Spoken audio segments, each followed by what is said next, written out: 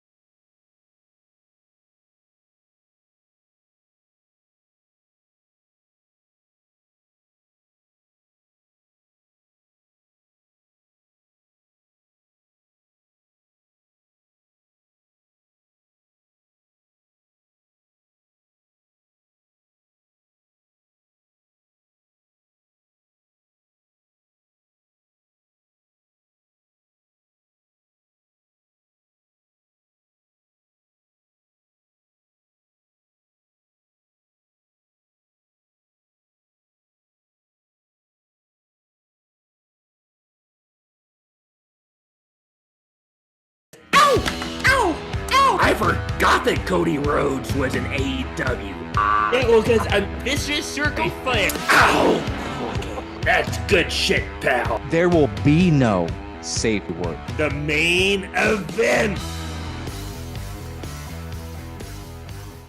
Hello, I'm your host, Ed Felix. And I'm your co-host in deepest, darkest suburban Phoenix area, P. Whitty. And welcome to the Jobbing Jabronis podcast, or as our wives call it, wow, this is not going to end well. And we watch this crap so you don't have to. That's right. We watch WWE so you don't have to. And you know what? I actually don't know if you should have watched last night's episode of Monday Night Raw. It did feel a bit like a throwaway episode. I'm not sure what they're really building to here. But we'll jump right into it. But I do want to introduce, we have a very special guest joining us today, our guest reviewer for the evening. Dude, Edwincito. How you doing, dude? Woo. Fantastic. Yeah. The Riddle en la casa. Oh, yeah. And you know what? My buddy Randy, wish he could be here, but you know, he's still hurt. He would really want to be here because, you know, the last thing he'd want to do is disappoint the WWE or Jobbing Jabroni universe like some other people do. We're happy to have you. We're happy to have you, Matt. It did sound last night from your speech like Randy Orton died. It sounded like you're giving an obituary out there. Is everything okay? Dude, you should have seen his back. I mean, his It was amazing he even made it to the ring, dude, on Friday. I mean, without some CBD and some, you know what we're talking about, he would never been in that ring. But you know, he had to do it for you, the WWE universe. And it was just so inspirational. If only every WWE performer had his desire and unselfishness, I mean, we would be so much better off. That was quite the promo you gave last night, Matt Riddle. That was a canonization if I've ever seen one. You know, I grew up Catholic, and that's the kind of introduction, you know, a saint gets when they're getting inducted into the I don't know what they call it, the Saints Hall of Fame or whatever. But the WWE universe clearly obsessed, in love with Matt Riddle and Randy Orton. Dude, standing ovation. No, actually, Speaking of Catholicism, dude, I had actually gotten a gig with the Pope group. Oh, whenever the next time they need a Pope, I'm gonna be over there to help them market. Whoa, yeah, dude, we're gonna be calling it "Who Wants the Smoke."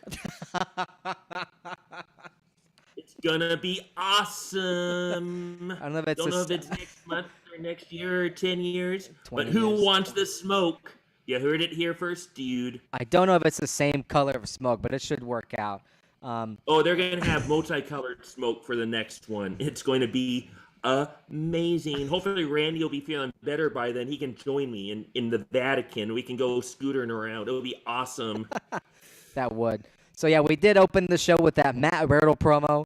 A lot of excitement for this. And, you know, Matt Riddle's gotten a lot of heat in the past for, you know, tweeting things like wanting to retire Brock Lesnar, retire Goldberg, and wanting to take the title off Roman Reigns. But watching that promo last night, I swear I thought this guy could do it. That was something else, the response that he got. He is actually a full bona fide heroic baby face right now. He could do it. and dude, I did leave one line offer, and then I was saving it for today, dude. And this is going to be my new tagline. I am going to scooter over every member of the bloodline, one by one. Feel my wheel marks, dudes. I'm going to do it. You heard it here first on the Jobbing Jabroni podcast. And I do think that would be a pretty cool series of main events for Roman over the next few months. You know, Roman versus Matt Riddle, Roman versus Randy Orton. I like the angle Matt took last night, you know, under the guise of avenging Randy Orton. It was just really cool, really well done. It's been a minute since we've had an actual, you know, babyface tag team and an actual bona fide heel tag team. So they're doing some great work on that. And then, of course, Matt Riddle finishes his promo, and we find out we're going to get Matt Riddle and the Street Profits versus Sami Zayn, the newest member of the Bloodline, the Lost Samoan, as Paul calls him. Fake Samoan. And I blew the clock. And versus Sami Zayn and the Usos. And the pretty solid match overall there. We of course get the good guys winning there, and the Usos eat the loss, but who eats the pin other than Sami Zayn? But really good build up to this whole thing. I'm liking where this is headed. Thanks, dude. and so obviously the grade for the first segment, since it wasn't because of me. It was because the entire segment was dedicated to my main man, the R of the bro, Randy Orton. It's gotta be good shit, sir. That was good shit. Good shit. Very much agree. Good shit. And then we move on to the segment between Bobby Lashley and Omos, or as Paul Whitney calls him, No Moz. No Moss. I'm back. I'm back, Edwin. Hi. Hello. And I was a little confused because last week we learned we were going to get the Almighty Challenge between Bobby Lashley and Omos. And I'm not really sure what happened this week. I don't think I saw an Almighty Challenge happen tonight. It was just Bobby somehow ended up in a match with MVP toward the end of the night. So I'm not sure how that happened. But it was the Edwin patented Don't Call Me Chicken Challenge. It was. And Bobby Lashley, the big brute, for some reason called MVP chicken. I ain't chicken, man. I ain't chicken. I'm going to come in that ring right now. And it worked, as it always does in the WWF. The most destructive insult in all of the WWE. We were joking around a couple weeks ago about how every wrestler is legally obligated to respond like Marty McFly if they're called chicken. Who you calling? It always chicken. works. I'll fight you. I'll prove to you I'm not a chicken. And and of course, I was disappointed though. Yeah. That they didn't do the entire Bobby Lashley entrance into the ring before the promo, because you'd think they would do that every time. Yeah, that's usually the best part of the show. You cut to Bobby on this pedestal, just covered head to toe in KY jelly, and we didn't get that this time.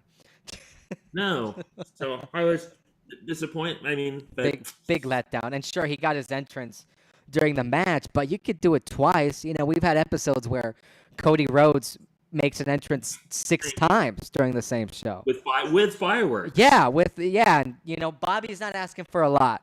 Low KY jelly goes a long way. Give the man. KY jelly's got to be cheaper than fireworks, I would assume.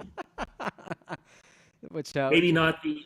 Maybe KY jelly isn't as cheap as the after effects of fireworks. That's if true. You don't use protection. That's actually quite expensive. That's true. Cody's had his own share of experience with KY jelly, though. That's what they rub all over their bodies over in AW when they're doing those fire spots. Remember? Oh yeah. Cody had one of those. He just covered himself head to toe in KY jelly. Had a match with, I think it was Andrade, but they were just rubbing up against each other so vigorously that a lot of the KY jelly just rubbed off, and Cody suffered 3rd-degree burns. Anyway. That's what you do for the business. Anyway, Bobby Lashley baits MVP into a match. With the stipulation being that whoever wins this match, and I'm not kidding, singles match between Bobby Lashley and MVP, whoever wins gets to pick the stipulation for Bobby versus Omos at Hell in a Cell, which is very confusing because I thought the stipulation was Hell in a Cell, but I guess that's not how these things work. Yeah, back in the good old days, that would be enough. But anyway, just an old man. Don't get me started. And it probably would be overkill, but let's do like 8 cell matches in one day. Yeah. I do feel like they tend to do those for matches that don't really, warrant it. I mean, at least this year, I don't know. Maybe Cody versus Seth does warrant it. In a year, that match would warrant it. Yeah. Maybe a 24/7 battle in the Hell in a Cell. That might be That might be the most warranted the battle. the I don't know. the biggest waste of human life in the history of the world. Two people Which, just killing each other over the 24/7 title. which was the next scene? That was and we're not gonna give that Lashley segment a rating because it's not the actual match yet. But we did get what's her face, Dana Brooke. Dana Brooks. What's your face? Dana Brooks, man. Show the 24/7 champ some respect. Dana Brooks was being interviewed, as will the champ should. That's right. And she's talking to Adam Pearce backstage, and man, is this man easy to persuade. He's got the easiest job in the world. He just kind of chills backstage, pretending to talk on his phone. Wrestlers walk up to him demanding something, and literally 12 times out of 10, he says, yes, you got it, pal. But one more time again, why is Dana Brooks challenging the challenger? Aren't the challengers supposed to challenge the champions? It's one of those blood feuds that goes the other way around. It's such a personal, vendetta that they. I mean, that's true. Yeah. Maybe the stress of being 24/7 champ is just getting to Dana Brooks. Just kind of get ahead of it, I think in kayfabe that makes sense. Surprise them before they surprise you. But then I particularly loved when they were done talking. Crazy Becky shows up in her Seinfeld puffy shirt. That's right. She was wearing the poet shirt. Yeah, that might have been my favorite moment of the match. I mean, and then that's right, because she wanted a match too to avenge last week's embarrassment by Asuka. And just like Dana, she gets told yes, because Adam Pearce is like that. And but sorry, go ahead. But it made me think, like, seeing all of Becky's crazy outfits lately and all of Seth's crazy outfits, those two must have a really wild wardrobe at home. They must have a huge closet. Oh, yeah. They got their own stylist, remember? What's his name? There's a guy that literally travels with them and makes all their wardrobe. It's pretty insane. That's what I need. But yeah, Becky gets added.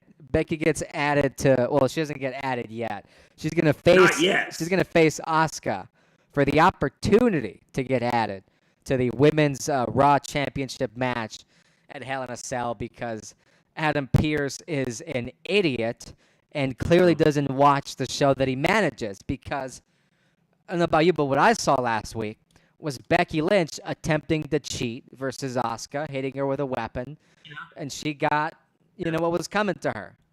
She got hit with the green mist by Asuka and pinned. So I don't know how she deserves a rematch, but that just proves to me Pearce doesn't watch Raw.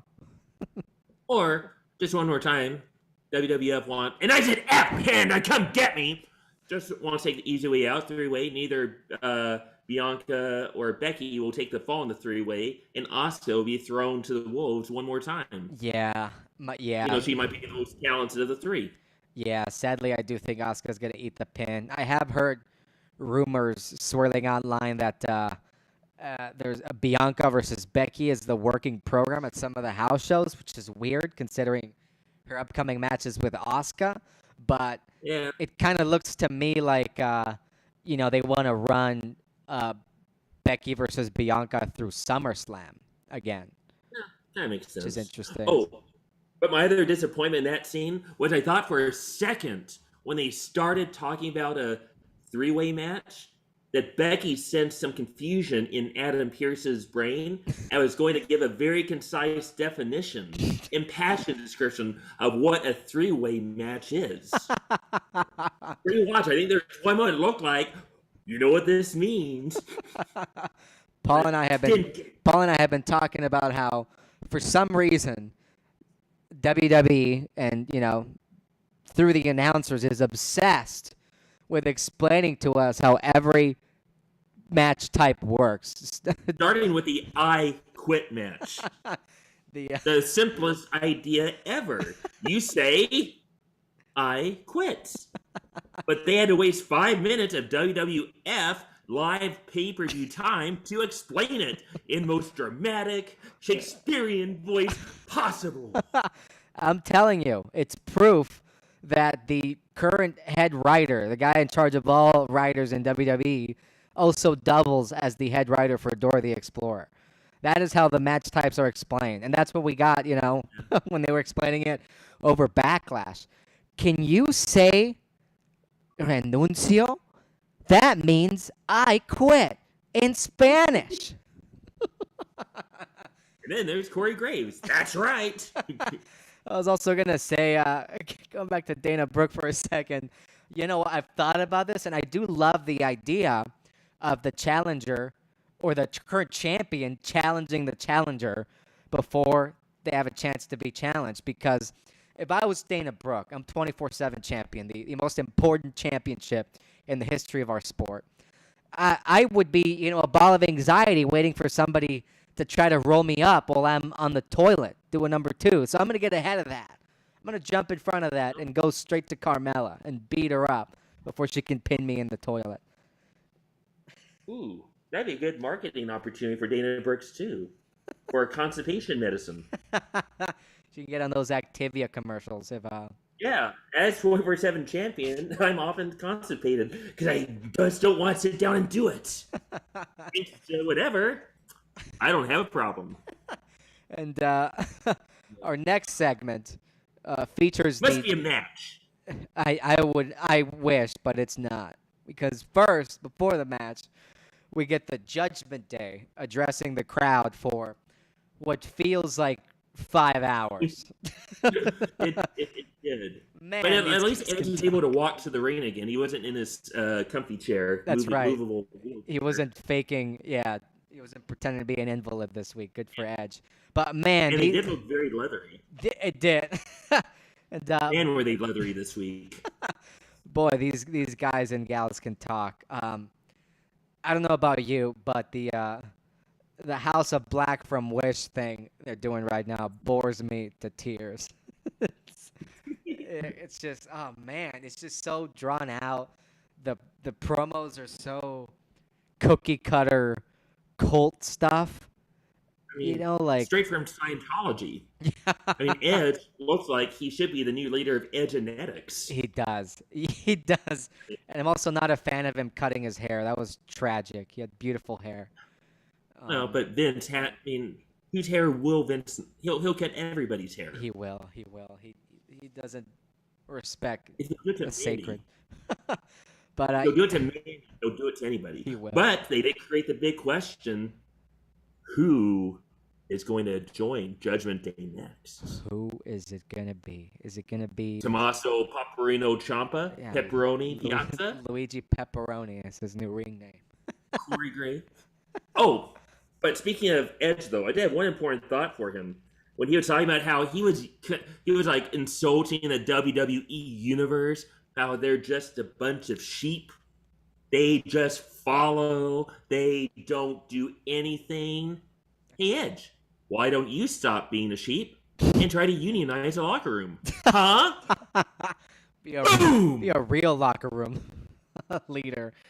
Anyway, I did really enjoy Edge's unironic use of the word sheeple, and by unironically enjoy, I mean I physically cringed. Yeah.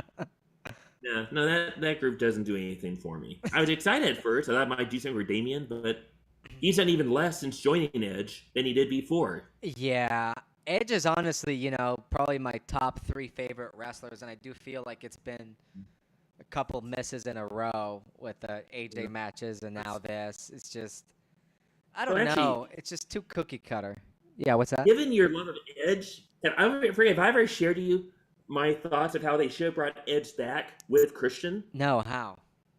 Okay, well, remember like 10 years ago he had to retire because X-rays showed like he had bad neck damage? Yeah, that's right. I forget what it's called. Yeah.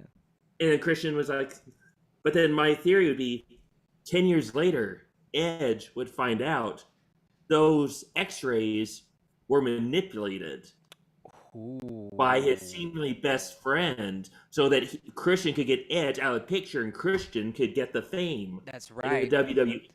And so Christian would have made Edge give up 10 years of his fruitful money-earning years. And he did get the fame. Christian became world heavyweight champion for a day. What a feud would that be? Imagine Edge trying to get, instead of having imaginary feuds with Randy Orton or AJ Styles, that would be a blood feud. That would be insane. That would be an actual story, compared to what we're getting. And I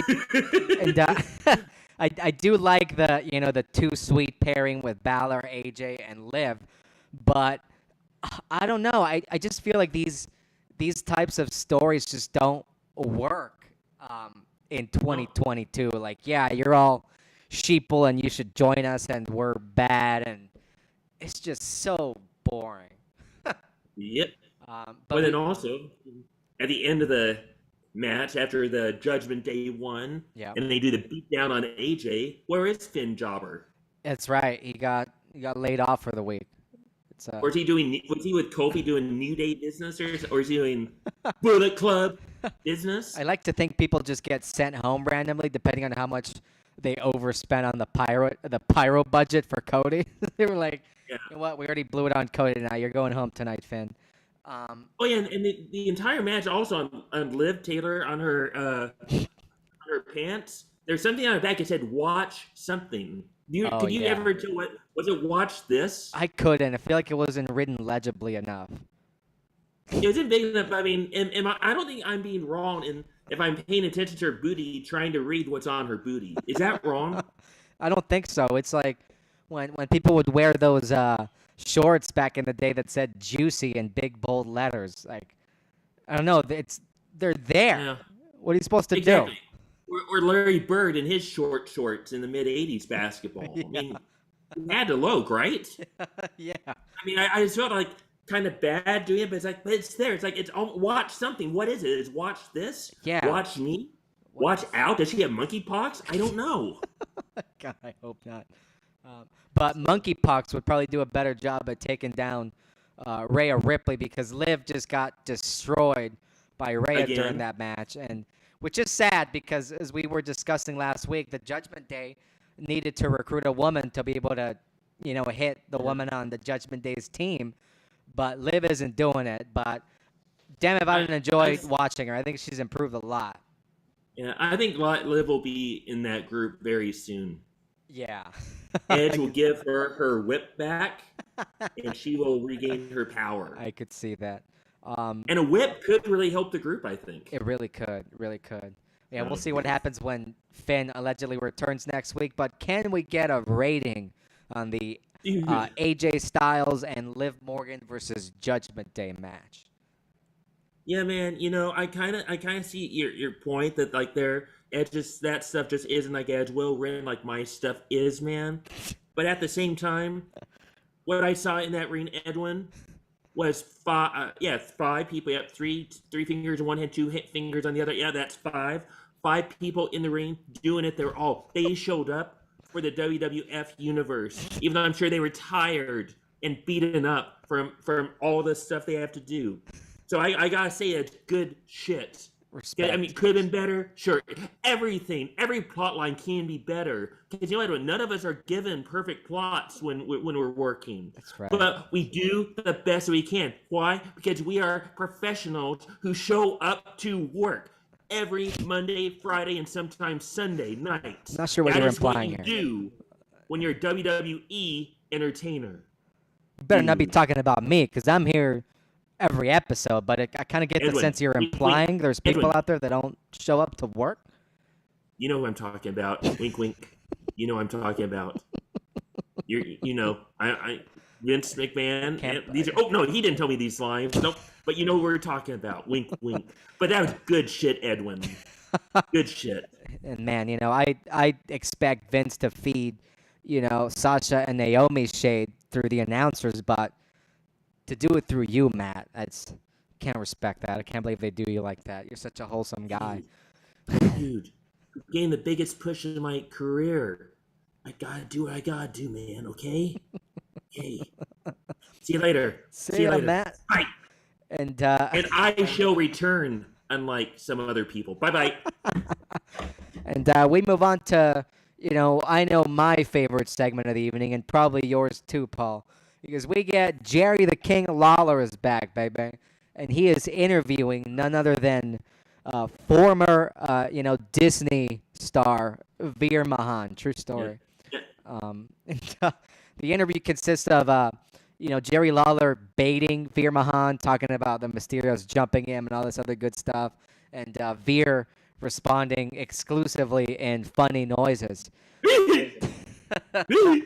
And man, watching this made me sad. It just made me think. Yeah. Again, what is Veer? He's a monster. This is a man who, I don't know if you're aware, but Is he a man? he literally had. Is he even a man, Edwin? I don't. He should be. He's a should be. That's how monster. he's treated. He's a monster. If this old man is making fun of a monster, what should the monster do? He should destroy him. But he Not did. just destroy him. Break his cervix. With Veer Mahan's finisher, the cervical clutch.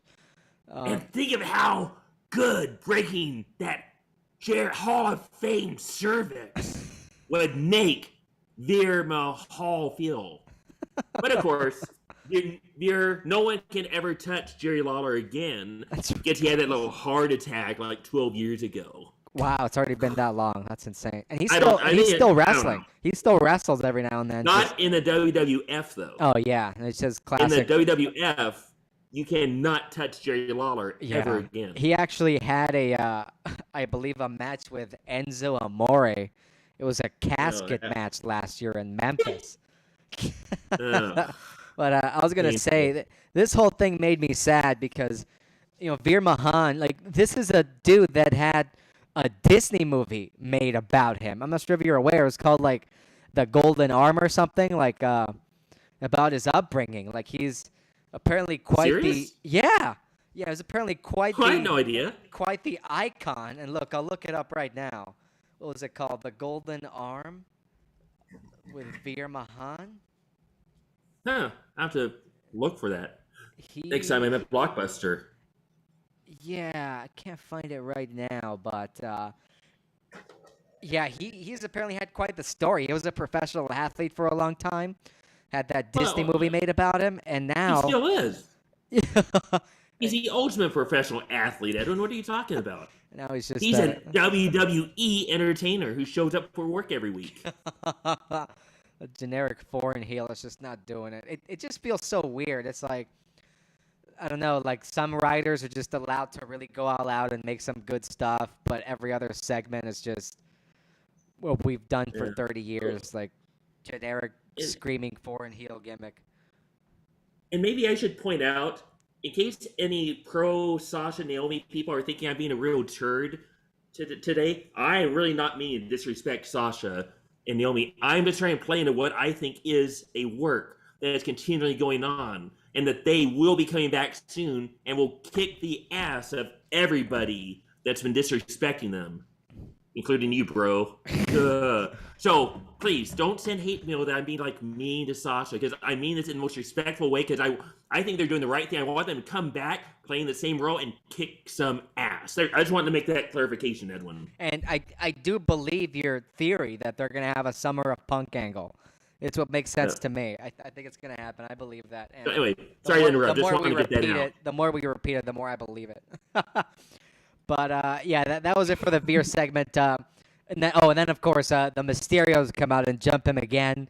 But damn, Veer is just so strong that they hit him with a double 619, and he didn't collapse because he's a big bad foreign heel. But the other thing, Veer is supposed to be this huge monster. But was there that much of a height disparity between him and Jerry Lawler? There was. Yeah, he's really not as big as they try to make him seem. That's probably why they had him. Yeah, I was going to say, that's probably why they had him face off against Rey Mysterio to start. Yeah. He's really not that big. And I also don't know, there's really nowhere you can head with an angle like this. We've just seen it too many times with the, undefeated monster heel. It's just, he's going to lose at some point, and then he's going to get released or something. Yeah, dude. You know who's gonna beat him? Matt Riddle, dude. Because I've been giving some special stuff in the back right for the match, loosen him up so he won't be in very good match condition. Get him in the ring, and 1, 2, 3, I'll scooter his butt. That's right. Yeah.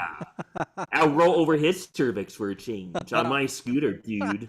So I take it you give that segment a future endeavor, Matt. Well, you know, he should have kicked Jerry Lawler's ass. I don't care about that hard tag. That's a lame excuse. Yep, future endeavor. Even though, you know what? Veer's been showing up every week, doing his all, working hard.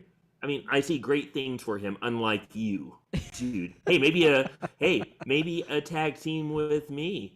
Veer Bro. Yeah. The Beer Bros. Or VRBO, like we'll take our vacation in you. No, that doesn't work. We'll have to work on I'll that work one. on that. We'll have to work on that one. VR. There's something there. Bye. And then we get Alexa Bliss versus her former best friend Nikki Ass in a quick match, which I don't really remember anything of this match. I just kept thinking, damn, you know, that Lily doll must make them millions of dollars if Alexa's still walking around with it. That doll is undeniable. To be honest, Edwin, I didn't even see that match because, well, I did normally watch on YouTube, but I lost credit card got stolen, so I had to void everything, and so the YouTube got canceled temporarily last night. So I had watched on Hulu. I didn't realize after Hulu they actually edit the show. They do trim some stuff. Usually the women's matches because they're sexy. What was edited. So I guess Hulu agrees with you. There wasn't much there, even though I like Alexa Bliss. Yeah, they do tend to get it right, actually, with what they cut. It does tend to be the lowest rated stuff on the show, which maybe, you know, USA should take a tip from them. But apparently, they cut the Alexa Bliss and the Veer Mahal segments. Oh. But Veer hears about that. Someone from Hulu might get their cervix broken, I'm afraid. I wouldn't be surprised. Who cut my scene? I wouldn't be surprised. You know, Hulu's owned by Disney. Disney's worked with Veer in the past in a pretty amazing capacity with that movie about him. So maybe they just weren't happy seeing him relegated to a evil foreigner. So Riddle, dude, I love my Hulu. If it ain't good enough for Hulu, it ain't good enough for me. Sorry, Alexa, but if you keep showing up for work, there's 2 spots open for you. If you know what I mean. Wink, wink. Is that good, Vince? Is that good? Oh, you didn't hear that. Bye. I'm going to call that a future endeavor. And then we move. What did I say? That's what he meant, yeah. Emotionally, it seemed to me like a future endeavor. Go ahead. Oh, do I see a clock on the screen, Edwin? Is it 10 seconds to Cody? It's Cody time. Woo! It's boss time. Wait, has Michael Cole come up with a slogan for Cody yet, like he does with Sasha? It's Cody time. He hasn't had the opportunity yet since he's on SmackDown and Cody's on Raw. Oh, that's right. The announcers all sound the same to me. I completely forgot Michael Cole was on SmackDown. I understand. It's the Homelander, Cody Rhodes, the American Nightmare, Cody Rhodes.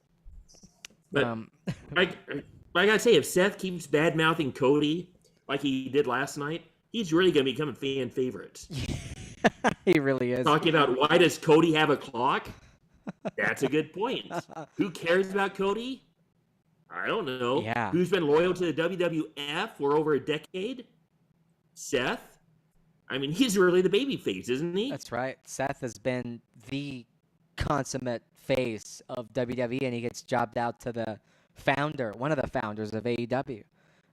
Yep. I also liked Miz throwing some serious shade in the back and bringing up Cody's neck tattoo. That got personal quick. He said if there's one thing he knows, a rule for life, is don't trust guys with neck tattoos.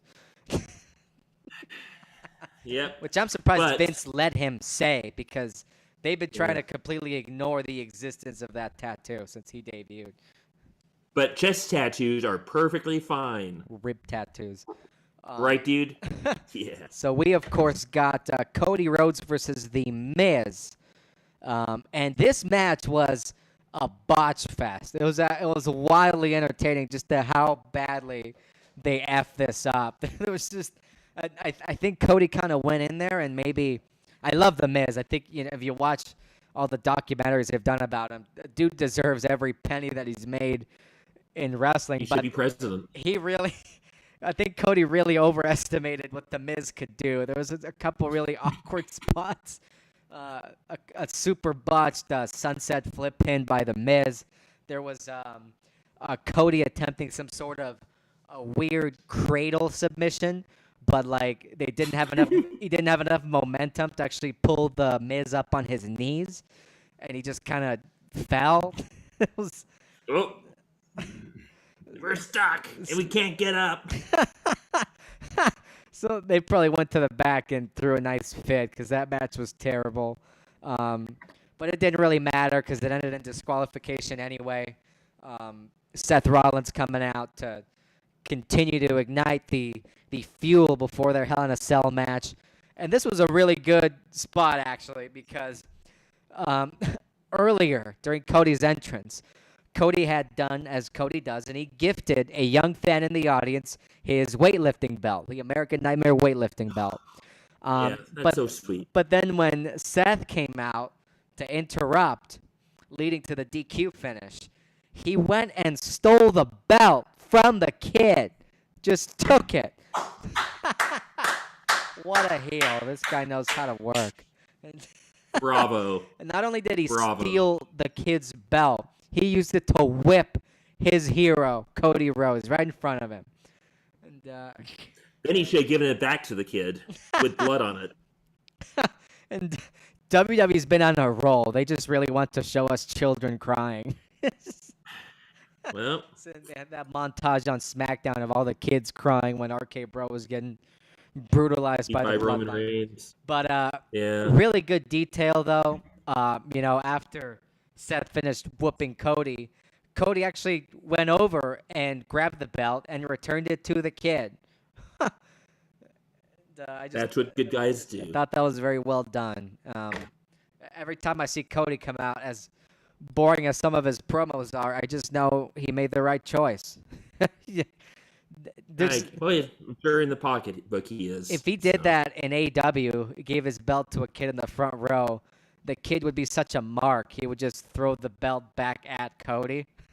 Yeah. You suck. I know they've done that to Cena a couple times. Like at Oh, yeah. One Night Stand 2005, he like throws his shirt in the crowd and they just that's right. throw it back. That was amazing. perfect. And I don't know why I remember this, but there was another match Cena had with Alberto Del Rio, where Del Rio they just cut to Del Rio laughing on camera because somebody threw Cena's shirt back in the ring. Nice. Can we get a rating on this match from our guest reviewer Matt Riddle? Okay, dude. There were botches, but you can't botch unless you try. At least both of these performers showed up in the ring and tried to do their best for the WWE universe. They didn't sit at home. They didn't say we can't do this. We said we will do this. We will do it to the best possible ability. So, hey, that's good shit, sir. That's right. Good shit. Yeah, they showed up. That's what I'm saying, Matt Riddle. That's what I'm saying.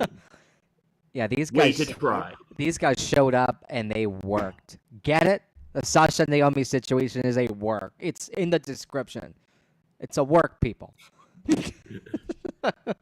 And now go to another match. Oh no! And what's that? Interview segment. Oh, do we have an interview segment? What was that?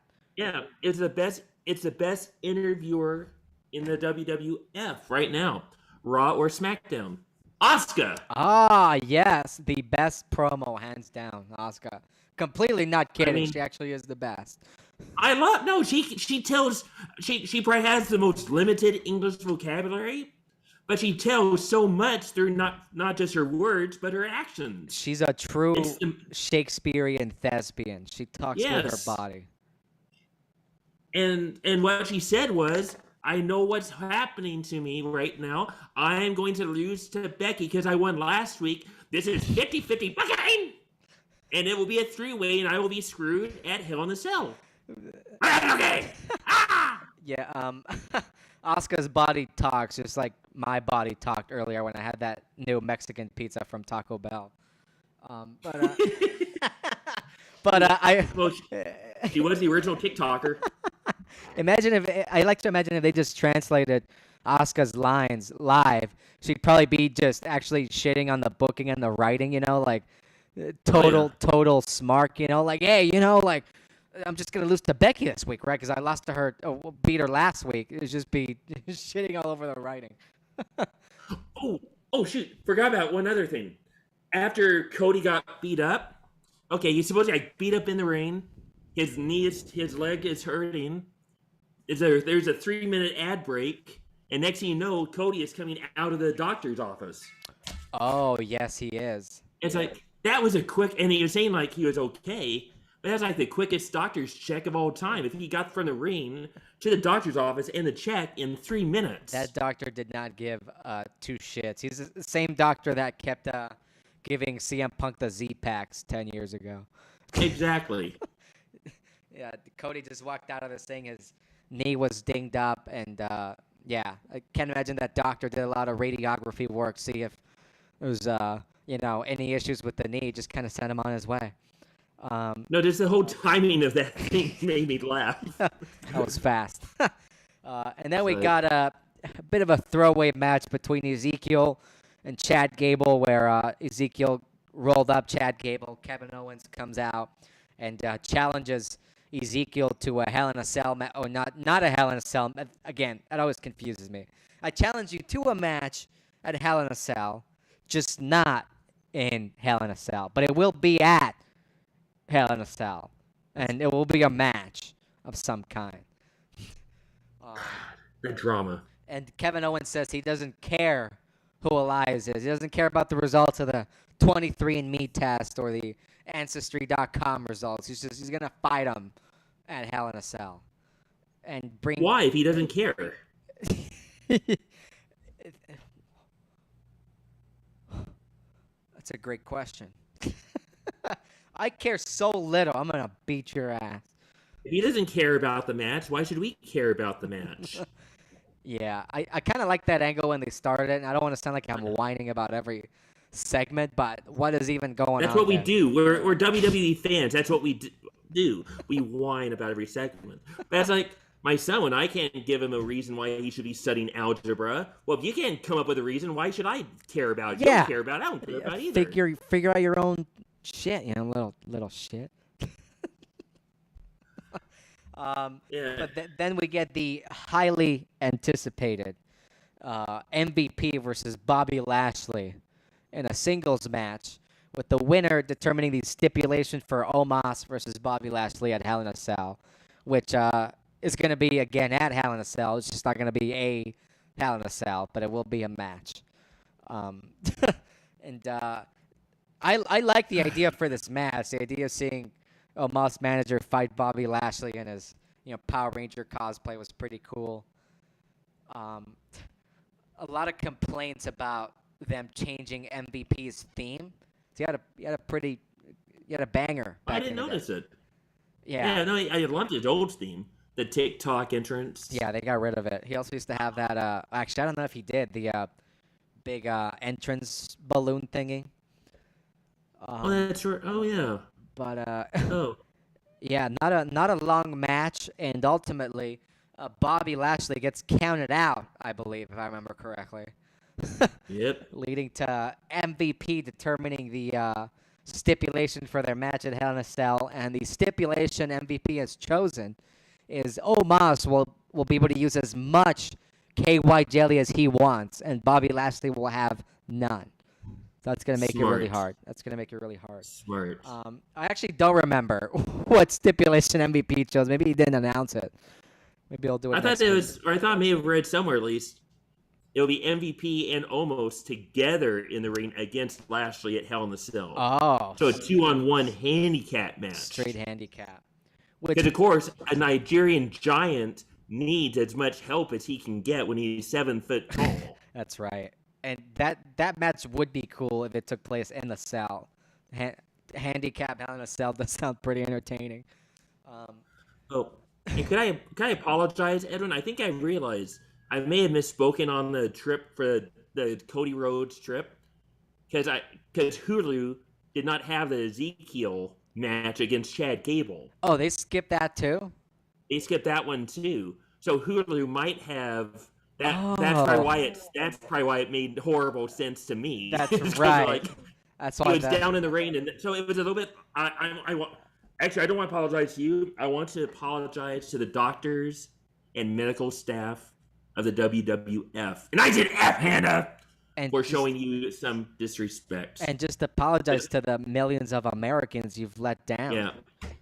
Yeah. I mean, I apologize to everybody. That makes sense. I did not mean to purposely try to create fake news that there is bad health care going on in the WWF. I apologize. I was not meaning to mislead you. That makes sense to me. So, I'm gonna start watching Raw on Hulu now. It sounds insanely more watchable if they cut out an hour of worthless crap. But embarrassment too when you get caught in a web of lies that you did not mean to lie about. So, again, my apologies to anyone I may have hurt. I'm sorry. Before we move on to the main event, can we get a rating on this Bobby Lashley versus MVP match for Matt Riddle?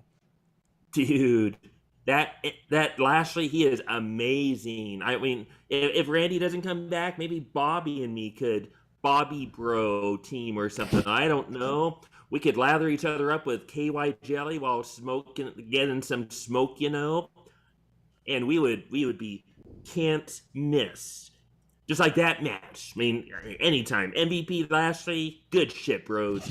Good shit. I can't wait to see Hell in the Cell. Cannot wait to see how you three show up in the cell and apply yourself and do your best. Yeah, because that's what we do as WWF superstars. By the way, when is Hell in a Cell, and does Roman have a match? I don't know. He does not have a match yet. I think it's a week from Sunday. Huh. I'm gonna look that up. I'm pretty sure it's a week from Sunday. No, he does not have a match yet. Yeah, I think he's still injured it's on from June WrestleMania. 5th. You think so? Has he really done anything since WrestleMania? Just the tag match. Yeah, where he can do a little bit, but nothing. I think he's still injured. That makes sense to me, because initially I thought he was going to be pulling double duty, being dual champ, but I'm getting serious 2014 Lesnar vibes from this. Or 1987 Ronnie Garvin vibes. Yeah, I do feel like not having the champ present on Raw at all does really hurt the product. Like, there's really the mid-card belts aren't worth anything. The 24/7 title ain't worth jack, of course. And him just the most valued title is the women's tag team title, where you don't have the champs anymore. That's right. But we're gonna have a tournament to crown new champs. I don't know with what tag teams, but we will. But yeah, I don't know. It's the guy has both major belts and isn't on the shows all the time, so there's nothing to really fight for. People are just kind of hanging out. He wasn't even there last night to support the Usos. Yeah, that was weird. But with that, we move on to the main event of the evening, which was on Hulu. That would have been hilarious if they cut that. They should have just put the Veer Mahan segment as the main event.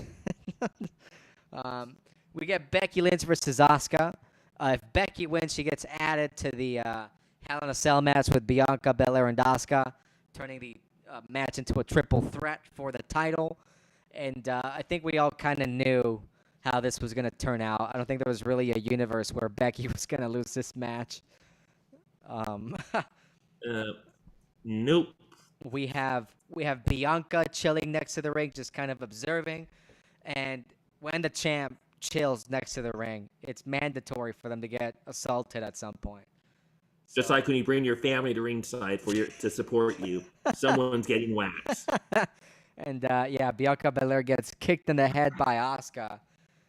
That's a good kick, by the way. Pretty stiff. It did look pretty stiff. I don't know if it actually hit her, but damn, did it look like it. That looked pretty darn stiff. And of course, as we all knew, Becky Lynch wins this match, which, although predictable, I don't really mind. I do think the triple threat at Hell in a Cell will be kind of cool, even though, as you said, Asuka's clearly going to eat the pin and just kind of get taken off programming again. Which I don't get. Just make her the vicious heel.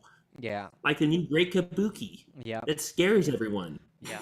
I also thought it was interesting that it actually technically wasn't Becky jumping into this feud. It was actually Bianca jumping into the Asuka versus Becky feud. And that's that, a chance too. Yeah, and that I do think is a little problematic because I actually don't feel like Bianca has really done much of anything since WrestleMania. It's kind of like you remember like the 2010s when Cena would lose the championship but would still main event the pay-per-views. Yeah. It's kind of what it reminds me of. Like the program is still centered around Becky Lynch, even though she literally lost a one contenders match last week. Well, like you're saying though, the theme champions don't do anything. Yeah. I personally like the segment just because of the match it's set up. I am looking forward to seeing that triple threat. But again, oh man, I keep running through these matches in my head and picturing them taking place inside Hell in a Cell. And now that I realize that the women's title match is probably not going to be in a cell, I'm kind of not really looking forward to it anymore. Yeah, as you said, there's no need for any Hell in the Cell this Smith. Yeah, but that triple threat would be cool. Yeah. But that was the main event of the show. And can we have our guest reviewer, Matt Riddle, rate the main event? Dude, it was awesome seeing the 3 remaining women on Raw that can actually pull off a main event, involved in a main event. They did awesome. It was good stuff, man. The only thing that would be better be if Sasha shows up next week, makes it a fatal 4-way in the cell. Ooh. Fatal now that would be cool too, but you know what? I doubt if she's going to show up. She's too busy dancing on some rock stage. Did you see that over the weekend? She was dancing on a stage? Yeah, she was at some like hip hop or rock concert, and she was like dancing on the stage. Damn, good for her. It's on TNT or something. Living her life. Yeah. Living her life. Again, the summer of Sasha. That's right. It's an alliteration too. They got that going for them at least. But next thing, hopefully she'll be at a Puff Daddy concert where Puff Daddy is like wailing on WWE. How? And oh my goodness! What? And then when Vince is finally ready to get Sasha back, who does he have to talk to? Puff Daddy. Snoop Dogg. I'm sorry, Snoop Dogg. I'm showing my. I'm sorry. My apologies. Close enough. Snoop Dogg. Yes, Snoop Dogg. Oh God. Close enough. There you go. He did post a picture on Instagram of the two of them, which was pretty. But cool. imagine Vince and Snoop Dogg. What conversation that would be like. That would be. I'm pretty sure Snoop has hosted before, hasn't he? Oh yeah. Like it's happened. Then he walked Sasha down the ring at WrestleMania. Yeah, Mania 32. She had the Yeah. That was pretty sick. So that conversation has definitely happened. But just like that, we have reached the conclusive part of our review show, and I am happy to announce that our final rating is a 5-2 in favor of a good shit, pal. But I think the reviewer might have been a little high when he was making the review. A little high off his own supply. Yeah. So don't take that as a reason for you to necessarily watch the show. If you do watch it, at least have some mercy on yourself and watch it on Hulu. You deserve mercy. Save yourself an I hour. think they cut it down to probably like an hour total if you get rid of commercials, and it probably is like an hour, isn't it? Probably, but you have to. But I don't have the commercial free, so I Oh, had to yeah. wait for every You do have to- commercial. you do That have was to- kind of You annoying. do have to suffer.